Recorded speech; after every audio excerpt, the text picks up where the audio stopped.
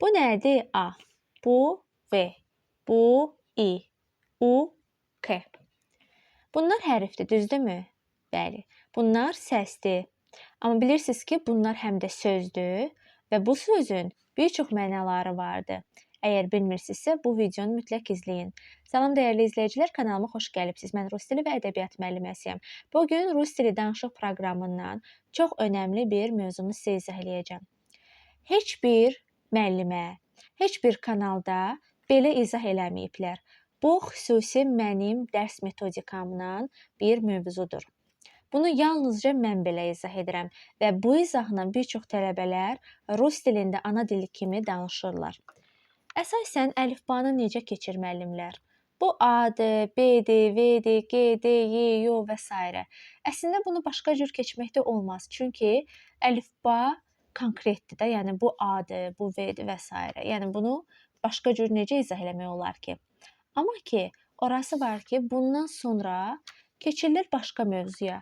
Amma bunları izah eləmirlər. Və bunu da mütləq ki, izah etmək lazımdır. Əgər siz rus dilini öyrənmək istəyirsinizsə, kişilər, yəni bəylər, xanımlar, işləyənlər, işləməyənlər, axşam dərs istəyənlər, gündüz dərs istəyənlər, xaricdə olanlar, evdən kursa, məktəbə, dərsə gedə bilməyən tələbələr və ya böyüklər və ya hətta siz müəllimsinizsə, o zaman bu mövzuya siz də baxmalısınız, əgər rus dilində danışmaq istəyirsinizsə. Demək, bu A hərfidir. Düzdürmü? Bu hərfdir. Niyə? Çünki bu hərfi biz yazırıq və görürük. Bu səsdir, deyirik və eşidirik. Bunu yəqin ki, bir çox yerdə eşidibsiniz ki, hərfi, səs nə deməkdir. Amma A hərfi həmçində sözdür və A hərfinin, yəni A sözünün bu qədər, hətta bundan belə çox mənaları vardır. Hansılardır? Misal üçün a, amma, lakin, bəs, axı, ki, isə və digərləri. Əlbəttə ki, bunun bu qədər mənası olmağının səbəbi odur ki, rus dilində fərqli mənalarda cümlələr vardır. Yəni cümləyə görə, məzmuna görə bu sözü tərcümə eləyirik. Məsəl üçün, burada mən bir dənə mənasını istifadə eləyərək bir cümlə qurdum. Yazdım ki, ya uchitel, a Natasha injener. Ya uchitel, mən müəlliməm, Natasha isə mühəndisdir. Buradakı A hərfi, yəni A sözünün mənası isə kimidir. Sonra V hərfi. V həm hərfdir, çünki yazıb oxuyuruq, həm də səsdir, çünki deyib eşidirik və V həm də sözdür. Bir çox mənası vardır. Onun ən önəmlilərindən bunlar qeyd elədim. Məsəl üçün, da, də. Falan yerdə. Da, də. Mənası bir də içində deməkdir. Məsəl üçün, filan tərəfə və ya filan tərəfdə mənaları da vardır. Məsəl üçün, v mağazine, yəni mağazada. Gördünüzmü? V. Buradakı mənası budur. Sonra v mağazin, yəni mağazaya tərəf. V mağazin. Niyə burada mağazada, burada niyə mağazaya olduğunun səbəbi budur ki, ikisində də V predloqudur. Burada Y şəkilçisidir, yəni mağazada. Burada isə Y şəkilçisi yoxdur. Prosta deyirik ki, mağazin, yəni bu mağazada, bu da mağazayadır.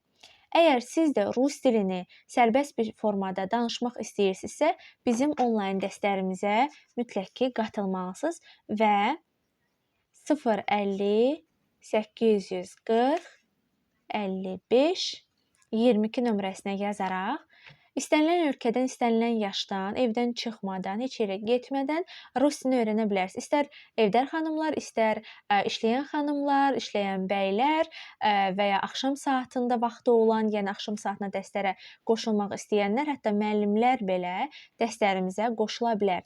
Yəni əgər mənim dərsimə qoşulmaq istəyirsinizsə, o zaman bu nömrə ilə əlaqə saxlayın. Başqa heç bir nömrə yoxdur.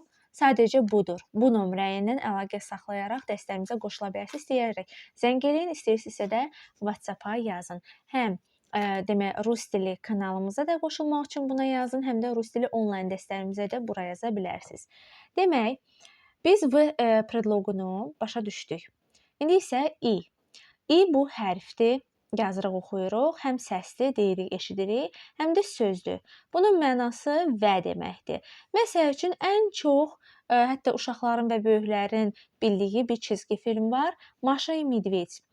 Maşa и Медведь. Görürsüz, i sözü vardı burada. Yəni Maşa və ayı. Daha sonra U. U hərfdir, səsdir və sözdür.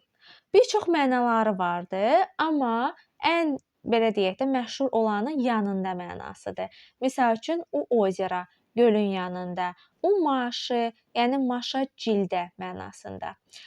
Unun və digər bu sözlərin ən əsaslarını mən sizə qeyd elədim. Əgər ətraflı öyrənmək istəyirsinizsə, yəni digər mənalarını daha çox nümunə ilə və s. və həmçinin də bunları danışıqda necə cümlə qurulur, siz də danışmaq istəyirsinizsə, yəni conversation formasında, onda bizim dərsimizə qatıla bilərsiniz. Sonra K. Bu hərfdir, səsdir, bir də sözdür. Bunun da yenə bir çox mənaları var.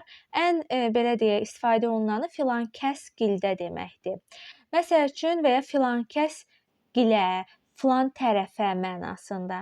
K tёте, yəni xalamgilə tərəf və ya к морю, yəni dənizə. Və beləliklə siz bu gün sadəcə bu hərflərin hərf olduğunu yox, həmçinin də sözlərini də öyrəndiniz. Əgər siz rus dilində oxuyub yaza bilmirsinizsə və əlifbanı öyrənmək istəyirsinizsə, o zaman rəy bölməsinə qeyd edin, növbəti dərs əlifbanı sizə öyrədim. Və əgər ki, bu mövzunun daha ətraflı izahını istəyirsinizsə və ya deyirsiniz ki, müəllimə, mən rus dilində başa düşürəm, danışamıram. Bunları mən belə bir ki, conversation formasında danışaraq sizlə birlikdə rus dilini öyrənmək istəyirəm. O zaman nömrəmizə yaza bilərsiniz və ya rəy bölməsinə də hansı mövzunun izahını bilmək istəyirsinizsə qeyd eləyin. Bu mənim hazırladığım bir demək izahdır. Bu heç bir yerdə yoxdur. Heç bir müəllim də bunu sizə belə izah etmir. Ayrıca izah eləyə bilər, məsəl üçün A hərfi nədir? Amma ki, hərfləri öyrədəndən sonra bunu öyrənsəz, bu sizin üçün daha asan olar. Və növbəti dərslərimizdə Red Kalinka və digər kitablardan da dərs izahları olacaqdır. Onları da izləməyi unutmayın. Bizi TikTokda, YouTube'da və digər sosial şəbəkələrdə də mütləq ki, izləyin ki, növbəti dərs izahlarını sizlər də eşidə biləsiniz və həmçinin də bizdə TikTokda və YouTube'da canlı yayımlar olur və həmin canlı yayımda sizlərlə birlikdə bu mövzuları, yəni bu kitablardan və ya mənim hazırladığım bu mövzulardan bizim izahlarımız olur. Canlı yayımda suallarınızı yaza bilərsiniz.